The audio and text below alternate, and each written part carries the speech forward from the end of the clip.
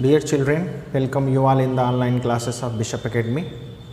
In the last class, we shall discuss about the numericals based on the last topic, redistribution of energy. And now we shall start the next chapter, chapter number 3. And NCERT question of chapter 2 is discussed in the live class on Friday. Okay.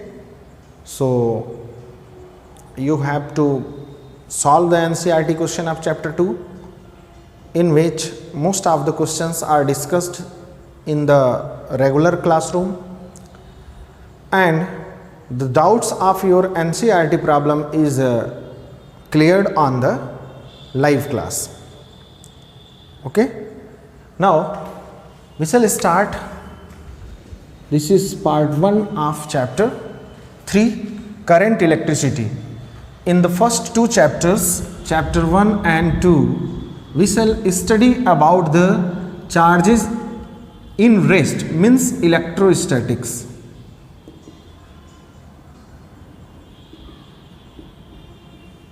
Electrostatics, in which first chapter is electric charge and field, and second one is electrostatic potential.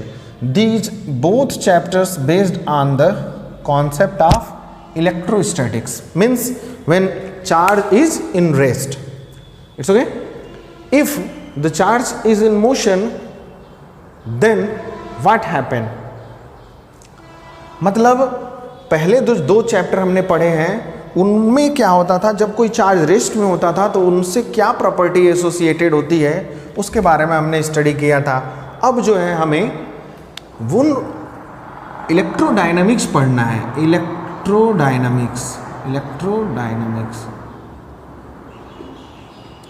Electrodynamics means charge is in motion.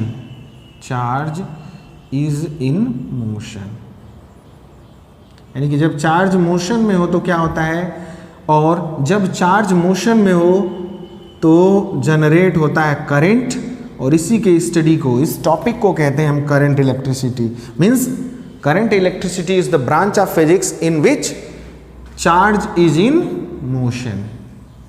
ये वो physics का branch है जिसमें charge कहाँ पे रहता है, motion में रहता है. इसी को हम क्या कहते हैं, दूसरे वर्ड में करंट इलेक्ट्रिसिटी कहते हैं. Current electricity. ठीक है. तो ये हमारा हो गया चैप्टर का इंट्रोडक्शन. करंट इलेक्ट्रिसिटी क्या है, तो अब आपको दिमाग में रहना चाहिए कि जब चार्ज रेस्ट में होता है तो इलेक्ट्रोस्टैटिक्स होता है. इलेक्ट्रोस्टैटिक्स में दो हम पार्ट पढ़ते हैं, इलेक्ट्रिक फील्ड मेजरली और इलेक्ट्रोस्टैटिक फोर्स, और दूसरा होता है इलेक्ट्रिक पोटेंशियल. अब जो है जब चार्ज मोशन में होगा तो करंट जनरेट होता है, और उसी टॉपिक को, उसी पार्ट को कहते हैं हम current electricity. Okay. So without delaying, just come to point. First topic of this chapter is current, electric current.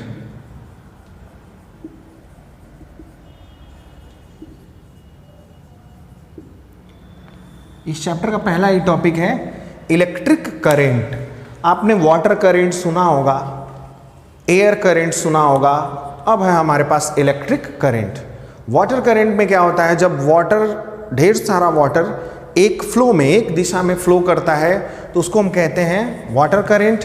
और जब ढेर सारे चार्ज एक दिशा में मूव करेंगे तो उसको हम कहेंगे इलेक्ट्रिक करंट. ओके.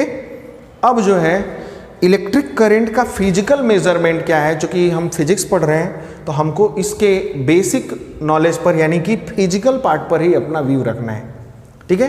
ये मीनिंग पे हमें नहीं जाना है. मीनिंग तो कुछ है, लेकिन उसको कैसे स्पेसिफाई किया गया, कैसे डिफाइंड किया गया है हमारे फिजिक्स में इलेक्ट्रिक करंट को. तो आपको पता है कि जब किसी भी कंडक्टर के अंदर चार्ज मोशन में होता है, एक दिशा में मूव कर रहा होता है, तो उसको हम कहते हैं current electricity. Means electric current flow हो रहा है. और जब कोई इलेक्ट्रिक करंट फ्लो होता है, ठीक है ना, जब इलेक्ट्रिक करंट फ्लो होता है तो उसको हम डिफाइंड कैसे करेंगे, ये हमें जानना है. 10th में भी हम पढ़ चुके हैं, तो बोलेंगे electric current is defined as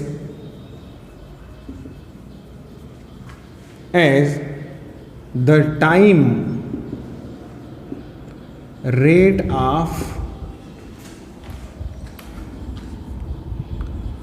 flow, the time rate of flow of charge, the time rate of flow of charge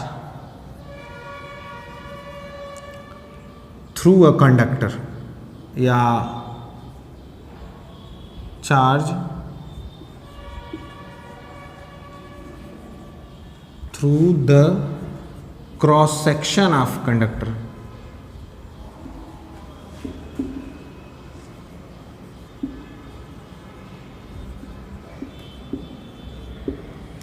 cross section का मतलब ये है, जैसे मान लिया जाए कि हमारे पास एक कंडक्टर है, ये कोई कंडक्टर है, जनरली हम जो देखते हैं सिलेंड्रिकल कंडक्टर होता है, इसका एक कोई क्रॉस सेक्शन ले लिया। क्रॉस सेक्शन मतलब कोई ये पर्टिकुलर एरिया ले लिया, तो पर सेकेंड कितने चार्ज इसको पार कर रहे हैं, इससे गुजर रहे हैं, इससे पास हो रहे हैं, इसी amount of charge, number of charge, देखिए it is defined as the time rate of flow of charge through the cross section of the conductor. यानी कि किसी पर्टिकुलर एरिया से पर सेकेंड कैसे पता चलेगा, टाइम रेट लिया गया है, उसी को कहते हैं हम electric current. Electric current is represented by I. Electric current को किससे रिप्रेजेंट करते हैं, आई से रिप्रेजेंट करते हैं, capital, and I is equals to होता है क्यू अपॉन टी, यानी number of charge passing per second through a cross section is called electric current. I equals to होता है Q बाई टी। पहली। दूसरी खास बात यह है, वैसे तो इसका यूनिट होना चाहिए कूलाम पर सेकेंड, पर इसको फंडामेंटल क्वांटिटी माना गया है। ध्यान रखिएगा, current is a fundamental quantity, 11th में आप पढ़े होंगे। तो करंट फंडामेंटल क्वांटिटी है तो इसका SI यूनिट होगा, तो इसका SI यूनिट होता है, सभी जानते होंगे, इट्स SI यूनिट इज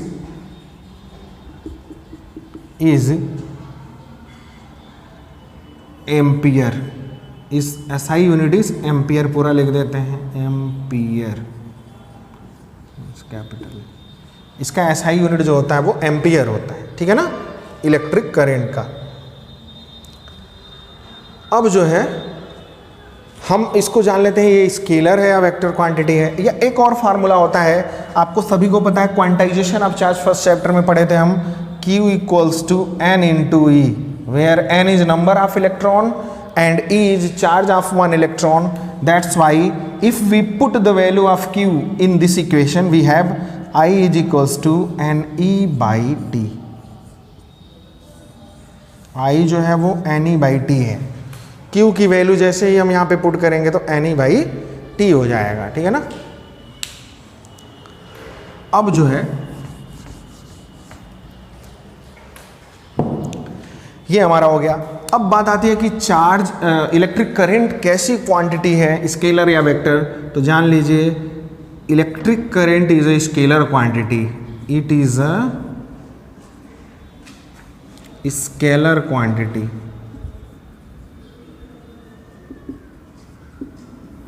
यह एक स्केलर क्वांटिटी है, ठीक है ना। अब बात आती है कि हमारे पास जो ये यूनिट है हमारा एम्पियर, इसको हम कैसे डिफाइन करते हैं, इलेक्ट्रिक करंट के यूनिट को कैसे डिफाइन करते हैं। तो मैं जो है इसको मिटा दे रहा हूँ, आप नोट्स में ये ऐसे इलेक्ट्रिक करंट का डेफिनेशन, फार्मूला ये दोनों, फिर ये स्केलर क्वांटिटी है, ये सारा नोट कर लेंगे। इसके बाद जो है आगे हमें पढ़ना है डेफिनेशन ऑफ 1 एम्पियर।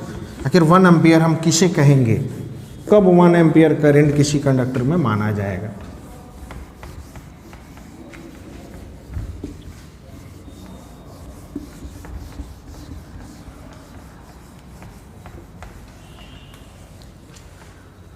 ठीक है, definition of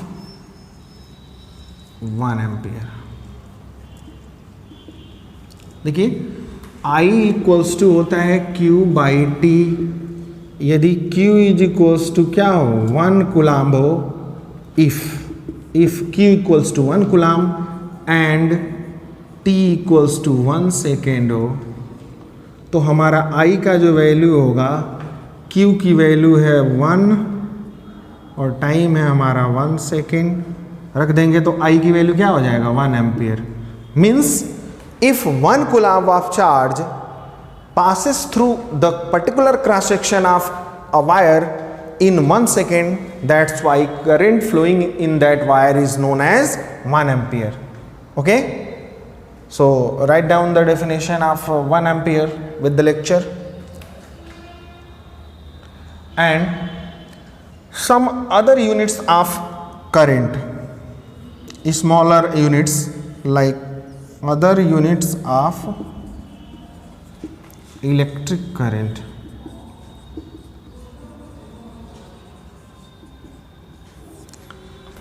One ampere is equals to 10 to the power, ऐसे लिख लेते हैं 1 मिली एम्पियर। मिली एम्पियर होता है, मिली एम्पियर मतलब 10 टू द पावर -3 एम्पियर होता है। 1 माइक्रो एम्पियर, माइक्रो एम्पियर ऐसे रिप्रेजेंट किया जाता है, ये हो जाता है 10 टू द पावर -6 एम्पियर। ठीक है ना, तो ये कुछ स्मॉलर यूनिट्स हैं करंट के। ओके, अब हम बात करते हैं कि करंट का जो हमारा यूनिट है ये हो गया। हाँ, करंट स्केलर क्वांटिटी कैसे है जबकि इसमें डायरेक्शन होता है। तो अगला जो हमें टॉपिक पढ़ना है direction of current, direction of current.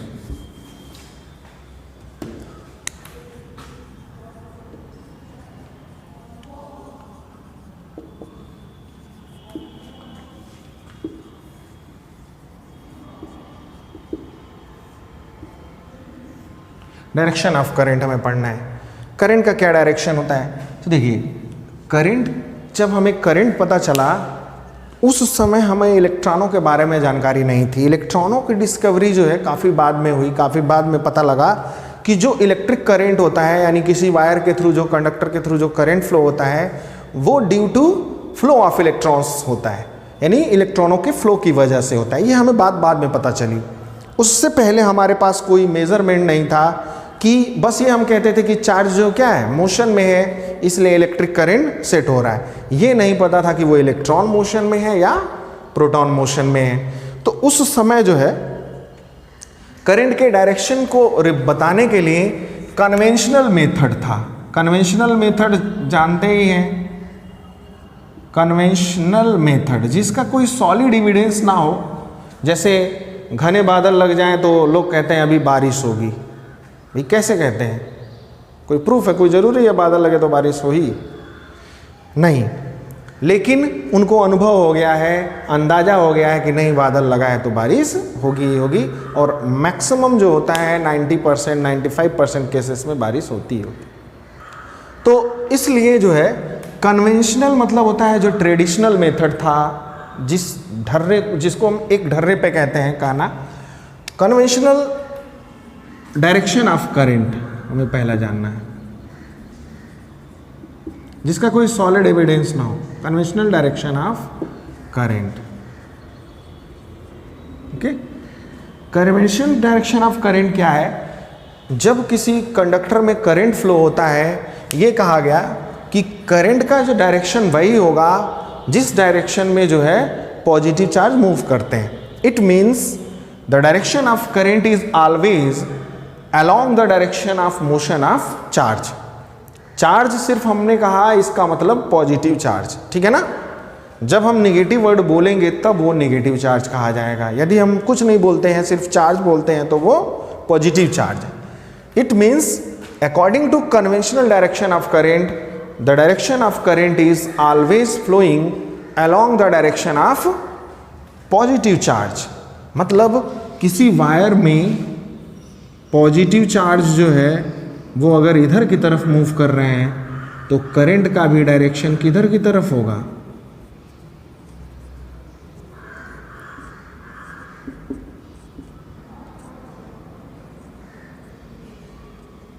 ये पॉजिटिव चार्ज इधर मूव कर रहे हैं तो आई यानी करंट का भी डायरेक्शन उधर ही होगा। ये कन्वेंशनल मेथड कहता है। लेकिन बाद में जब हमें पता चला कि एक्चुअली किसी भी कंडक्टर के अंदर जो करंट कॉन्स्टिट्यूट होता है, सेट होता है, वो किसकी मोशन की वजह से होता है? इलेक्ट्रॉनों के मोशन की वजह से होता है। किसी भी कंडक्टर में जो करंट फ्लो होता है, जान लीजिए वो मोशन होता है इलेक्ट्रॉनों के मोशन की वजह से। यानी कि इलेक्ट्रॉन चूंकि ऑर्बिट्स में होते हैं, फ्री होते हैं, जैसे मेटल्स में, कंडक्टर्स में जो है फ्री इलेक्ट्रॉन्स पाए जाते हैं, यानी उन्हीं को फ्री चार्ज कहते हैं या कंडक्टिंग चार्ज कहते हैं, उन्हीं का मोशन होता है। पॉजिटिव चार्ज तो न्यूक्लियस के अंदर होता है, जो उसके अंदर जो है हाईली डेंस पार्ट में होता है, जिसको न्यूक्लियस कहते हैं। तो एक्चुअली मोशन होता है इलेक्ट्रॉन का। अब बात आई कि अगर इलेक्ट्रॉन इधर की तरफ मूव कर रहे हैं तो फिर चार्ज का डायरेक्शन क्या होगा? तो opposite to the direction of electron होता है। ये है जनरली अब जो माना जाने वाला है, कन्वेंशनल मतलब होता है जो ट्रेडिशनल, वैसे ही कह दिया गया, लेकिन ये गलत नहीं है। पॉजिटिव चार्ज यदि मूव करते तो करंट का जो डायरेक्शन है वो उसी दिशा में होता, करंट के डायरेक्शन पॉजिटिव चार्ज की दिशा में होता। लेकिन चूंकि रियली ये मूव करते नहीं हैं, इसलिए इलेक्ट्रॉन्स का जो मोशन होता है उधर की तरफ ही हमारा जो है उसके इलेक्ट्रॉन के मोशन के अपोजिट डायरेक्शन में हमारा करंट का डायरेक्शन होता है। It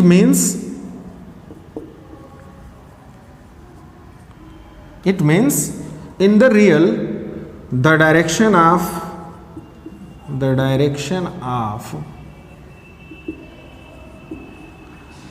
electric current is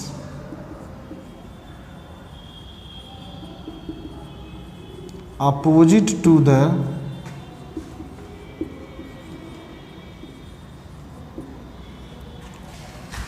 direction of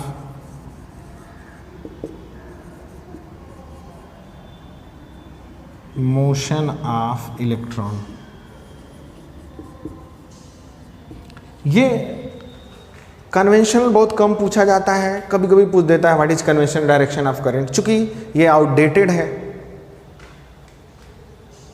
current जो है पॉजिटिव चार्ज के मूवमेंट से नहीं सेटअप होता है बल्कि नेगेटिव चार्ज के मूवमेंट से होता है। तो नेगेटिव के कंपैरेटिवली जो होता है ये अपोजिट होता है, मतलब नेगेटिव चार्ज यानी कि इलेक्ट्रॉन इधर की तरफ आ रहे हैं तो करंट उल्टे दिशा में चलता है। ये बात आप ध्यान रखिए। It's okay. तो ये हमारा हो गया करंट का डायरेक्शन, करंट के फार्मूले। हाँ, एक क्वेश्चन और इसमें हमारा उठता है कि जब करंट का डायरेक्शन है हमारे पास, करंट जो है इधर चाहे चल रहा है या इधर चल रहा है, दोनों ही ठीक है, तो करंट का डायरेक्शन है तो फिर ये वेक्टर क्वांटिटी क्यों नहीं है? क्यों इसको स्केलर की कैटेगरी में रखा गया है? तो उसके लिए एक बहुत ही आसान सा आंसर है। क्योंकि जो करंट होता है उसमें किरचॉफ ने एक रूल दिया था, आगे हम पढ़ेंगे इसी चैप्टर 3 में, किरचॉफ्स लॉ। उन्होंने ये कहा था, उसको हम जंक्शन रूल कहते हैं। चूंकि करंट का डायरेक्शन होता है फिर भी स्केलर है, तो किरचॉफ ने एक रूल दिया था, जंक्शन रूल बोलते हैं। पहले उस रूल को समझ लेते हैं क्या है। ये सपोज कर लिया कोई कंडक्टर है और इस वायर से 2 तार जुड़े हुए हैं, एक तार इधर गया हुआ और एक तार इधर गया हुआ है। It means there are 2 wires connected to a single wire and if 5 ampere current flowing through this conducting wire along this direction, then after distribution of current here 3 ampere of the current flowing through this wire. Now if anyone asks you what is the current flowing in this wire, तो आपका answer होता है कि total 5 ampere current आ रहा है, 3 इधर चला गया तो बाकी जो 2 होगा वो इधर जाएगा। ठीक है ना? या 3 इधर से आता, 2 इधर से आता, यहाँ दोनों मिलके इसमें 5 जाते हैं इधर की तरफ, दोनों ही बातें। तो किरचॉफ ने ये कहा था कि किसी भी जंक्शन पर टोटल करेंट्स का जो सम होता है वो हमेशा क्या होता है? 0 होता है। कैसे? अगर मान लो कोई जंक्शन की तरफ करंट जा रहा है तो उसको हम पॉजिटिव लेंगे, और जो जंक्शन से दूर जा रहा है, ये करंट जंक्शन, ये है ना जंक्शन, इससे दूर जा रहा है तो इनको निगेटिव लेंगे, तो -3 -2 -5 हो जाएगा और ये होगा +5। ऐड करोगे +5 -5 0 हो जाएगा। मतलब किसी जंक्शन पर टोटल करेंट्स का सम क्या होता है? 0। इसी रूल से पता लग गया कि कि जब किसी वायर में कोई करंट फ्लो हो रहा है और एक दिशा में करंट हमको पता चल गया कि कुछ जा रहा है, तो जो बाकी का रिमेनिंग करंट होगा वो दूसरे डायरेक्शन में जाएगा। सीधे सीधे तौर पे देखा जाए तो यहाँ पर 3 + 2 जो है वो 5 के इक्वल है, ये 3 और ये 2, ठीक है ना, इस 5 के इक्वल है। इसका मतलब एक करंट जो है हमेशा क्या कर रहा है, स्केलर एडिशन पे सेट हो रहा है। अगर यहाँ वेक्टर का अगर एडिशन लगाते हैं तो हमें इनके बीच एंगल देखना होता कितना है, फिर पैरेललोग्राम लॉ लगाते। ऐसा हमने नहीं किया, सीधे देख लिया कि 5 है, यहाँ से आ रहा था तो 5 ही इधर जाएगा। इसका मतलब अगर ये स्केलर एडिशन को फॉलो कर रहा है तो करंट एक स्केलर क्वांटिटी है, ठीक है ना। समटाइम्स करंट को हम टेंसर क्वांटिटी कहते हैं। अब चूंकि टेंसर जो होता है वो n डायमेंशनल फिगर है, वो हमें हायर क्लासेस में पढ़ना है, अभी हमें यहाँ पर नहीं पढ़ना है। तो कई बार कोई पूछ देता है कि करंट जो है स्केलर अगर ना कहा जाए तो क्या कहा जाएगा, तो उसको टेंसर क्वांटिटी कहते हैं। टेंसर क्वांटिटी मतलब इसके n डायमेंशंस हैं। n डायमेंशंस मतलब ये किसी भी दिशा में अगर उसको पाथ मिलेगा तो कोई जरूरी नहीं इधर ही करंट जाए, इधर भी जा सकता है, इधर भी जा सकता है, हर एक डायरेक्शन में जा सकता है। बस वायर होना चाहिए, पाथ होना चाहिए, ठीक है।